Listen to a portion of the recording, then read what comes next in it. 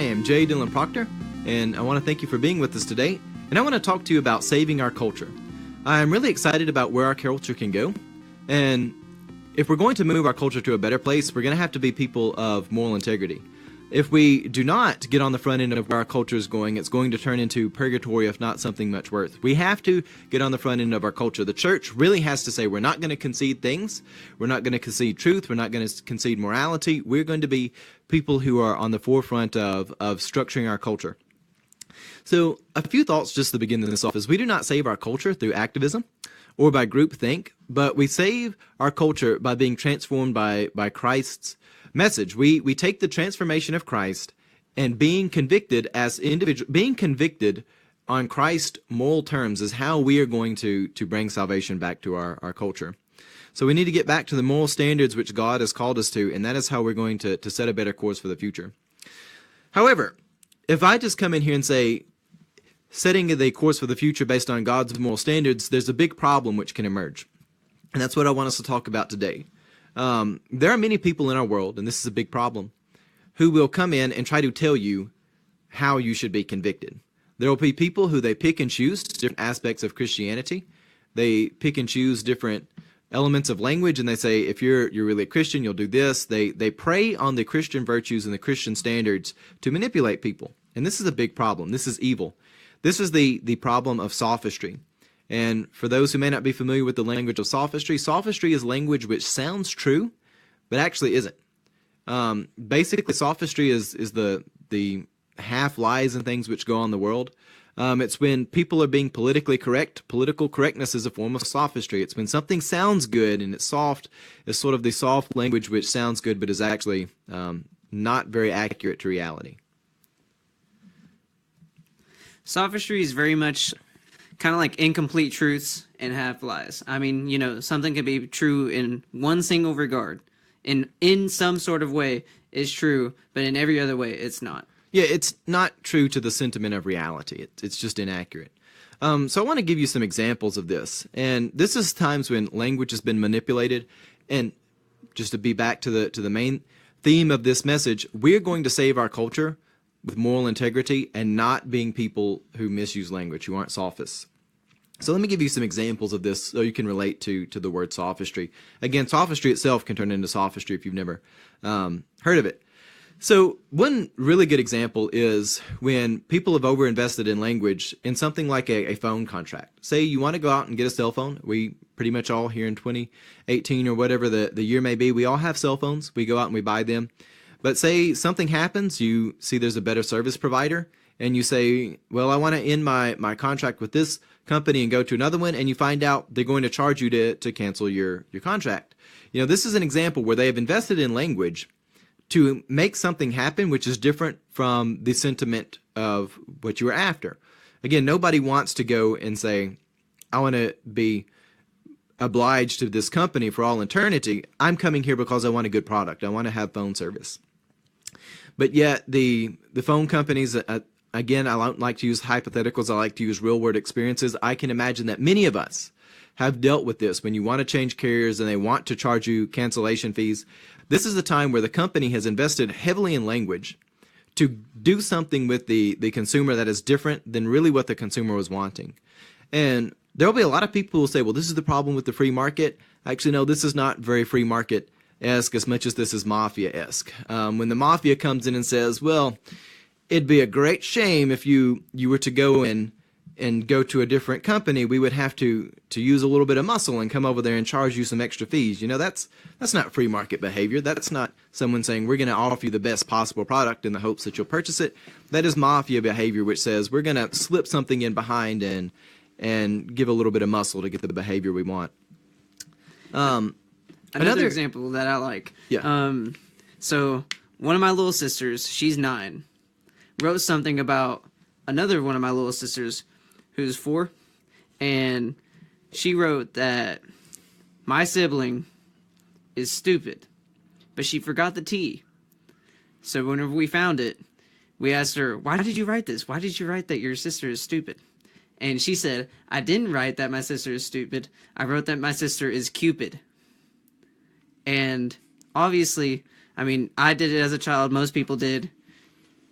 children will manipulate language like that, and they'll be like, well, this is obviously some sort of other mistake that you're not accounting for. And so, and it's even funnier because it wasn't written in print, it was written in cursive. So the S is shaped nothing like an accidental C. Yeah.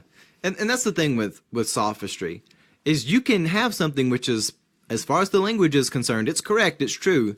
In the incident there with the little sister, the word stupid without the T is close to the word Cupid, just with one, again, in both cases, it's just one word away, but obviously anybody looking at that, you can see through it. The sentiment is one thing, but people are trying to portray something else. Another great example where language does not match reality.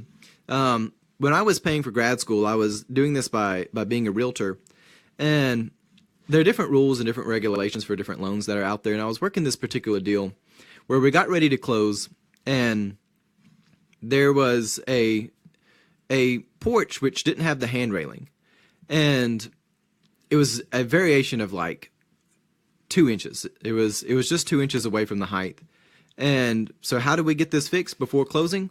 And I probably shouldn't say this online, but someone went over there and sort of raked up the mud over there, and not the mud, but the mulch right next to the porch. And the appraiser was over there and was like, oh, it's inspect now. Did anything really change in reality? No. But because you could meet sort of the requirements on paper without actually changing reality, you can manipulate the outcome of things. And this is one of the times where language can really be different from reality. It's a problem. People can manipulate language and try to hide reality, and that's something which is really quite bad. A big problem is whenever people who control language and have too much power or are activists, like the news, for instance, or whenever people equate hate speech with violence. And one of my favorite instances that I've read about is a professor who posted a note on his doorway that said that microaggressions justify macroaggressions. Micro being smaller, macro being larger. And the terminology is supposed to mean like microaggression is verbal, where macro is actually physical. And, you know, that's just absolutely ridiculous. But I think it's interesting that they use completely different words. Yeah, and to that point, the things that they're calling microaggressions don't even have to be intentional. In other words, somebody can do something, and if you just so decide, well, I can interpret this as violence against me, even though it's quite clearly not violence. But once people have manipulated language enough to say that you can justify calling that violence, then you can respond with physical violence, and it's a terrible evil. It really is a great evil. And one of the things which I think is so interesting is having a bias in the world is really not a problem, so long as that is balanced with reality. Biases are only problems when people who are sharing information are concealing reality, where they're pretending there's some sort of hidden knowledge. Of course, in the church, we understand there's a heresy called Gnosticism, this notion of hidden knowledge. It's okay that people have different worldviews. It's okay that people have different understandings of things. By no stretch of the imagination do we have it all sorted out in life. But the problem comes is when somebody says, well, I'm going to be an activist. I'm going to be an activist for this cause. And again, it's not just being any activist, it's being a language-based activist where you say, I'm going to tell a story and I'm going to conceal reality from people. And if people try to see what is actually going on, I'm going to have some sort of literary or rhetorical device to shut that down. So I'm going to have a story to help shut this down, or I'm going to have something to hide reality from people. That's a very bad thing. It's a very evil thing. And if we're going to save our culture, we must be people who say we're going to accept the transformation of Christ. We're going to be transformed members of the kingdom of God, and we are going to push back against sophistry. See, so many times the church has been like, well, we'll concede this. It's not a big issue. We've looked at things and said, well, we're not going to fight that battle. It's okay. People are just wanting to be politically correct. The language, it sounds nice. It's sanitized to use that language. Why not just let people have their sanitary language? But the problem is that the motive behind it is quite unsanitary and is quite evil. This notion that language can have some sort of hidden knowledge, the hidden reality behind it, this is a heresy, and it's a recycled evil. It's not even anything new or original. And on that note, let's take a few moments and go look at the Gospel of John, because there's something I want to share with you from that. In the Gospel of John, at the time when they crucified Jesus, The religious leaders who were there, who again, they don't represent all the Jews for any stretch of the imagination. I don't even think they represent all of the Jewish mob, which is there to kill Jesus. I think a lot of the people who are in this sort of mob mentality really have no idea what's going on. This is sort of what happens when you get involved with a mob behavior. You can be led without really any rational thought. But I want us to look at the crucifixion in John chapter 19, and this is verses 19, so John 19:19, where Pilate writes an inscription to go on the cross, and it says, Pilate also wrote an inscription and put on the cross, it read, Jesus of Nazareth, the King of the Jews. Verse 20, many of the Jews read this inscription, for this is the place where Jesus was crucified, near the city, and it was written in Aramaic, in Latin, and in Greek. So the chief priests of the Jews said to Pilate, do not write the King of the Jews, but rather write, this man said, I am the King of the Jews. Pilate answered, I have written what I have written. All right, so that's a real short story, but it's so important because this is a recycled evil. We're going to manipulate reality by controlling language. The Jews who here are the chief priests, the people who are the Jewish leaders who are part of this mob. Again, it blows me away. If they're the chief priests, they could have debated Jesus. They could have dealt with this many other ways than resorting to this primal mob behavior. But nonetheless, they want to hide the merits of Jesus' ministry. They want to hide the testimony of Christ. They want to hide the very logos of God. And they're trying to do that using language. If we can sanitize the language, we can control the narrative. We can control how people think. And that's what they're trying to do. Of course, Jesus never goes around saying, I'm the King of the Jews. He doesn't go around touting this. He's by no stretch of the imagination. Any figure like Herod, who goes around and touts this. But instead, this is how other people have given this name to Jesus. But they're trying to twist reality. Again, they don't want Jesus out doing ministry. They want him dead on a cross where they can control the language about Jesus. They don't want anybody to hear Jesus' message. They want to be the ones who hide Jesus' message and they tell you what Jesus said. So if you learn anything from this, whenever people are trying to hide information, they want to be the ones who share information with you. We see this all the time in the news media. They think that journalists, which not all journalists, but there's a lot that think that they're the ones who it's their duty to give you information. You shouldn't go out and get it yourself. They want to be the arbiters of that. It's a dangerous thing. It's a very dangerous thing. We need multiple sources to information because if there's just a few, people can manipulate language. They can conceal reality, and functionally they can become heretics. They can have the hidden knowledge and be the heresy of Gnosticism. But we as Christians, and I challenge you, if you have not accepted Christ into your life, please send me a message and we'll have a conversation about it. Accepting Christ's transformation, being somebody who is a transformed individual in the kingdom, being part of the great body that we are as the church, we understand that through our moral integrity, we can take our culture to a better place. And that's really what we must do. Always be suspicious of people who invest in narratives. People who are hypersensitive of narratives, they want to have the wording just right. They want to say, well, you've got to articulate just as well. You want to have sanitized language you go out in public. Be leery of these people. It's important to be of good speech, and you must be decent in your behavior.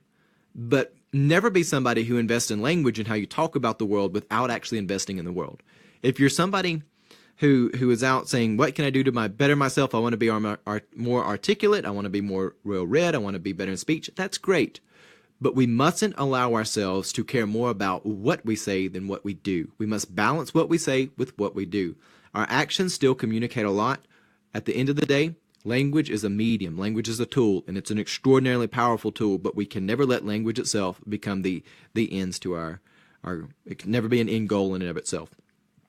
So, with that, I really thank you for spending time with us today. I hope you've enjoyed this. If you want to do anything to support our program, the podcast here or the video series, please just subscribe to our YouTube channel. That will help us out tremendously.